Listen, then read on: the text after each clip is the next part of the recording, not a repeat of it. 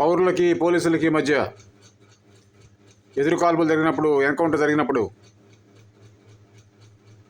అందులో పౌరులు చనిపోతే, ప్రాణాలు కోల్పోతే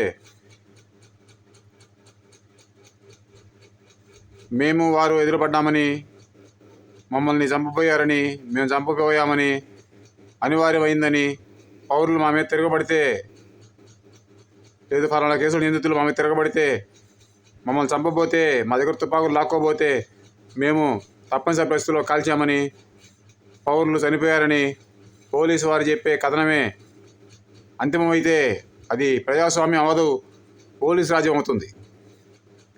ఎవరి వల్ల ఎవరి ప్రాణం ఎలా పోయినా సరే ఖచ్చితంగా అది పోలీస్ కేసు అవ్వాలి, విచారణ జరగాలి, అంతిమంగా నిర్ణయం కావాలి. అలా కాకపోతే జరిగిన ప్రతి కేసుకి, జరిగిన ప్రతి ఘటనకి ఎవరి కారణం వాళ్ళు చెప్పుకుంటారు, నా తప్పేం లేదని. అప్పుడు దేశంలో కేసులే ఉండవు, కోర్టులతో పోలీస్ స్టేషన్లతో పనే ఉండదు. జరిగిన ఘటన పట్ల కేసు నమోదు కావాలి, విచారణ జరగాలి, అంతిమంగా నిర్ణయం కావాలి. విచారణ అనంతరం కమ్యూనిస్ట్ చెండి వర్దిలేము, కమ్యూనిస్ట్ చెప్పులం వర్దిలేము.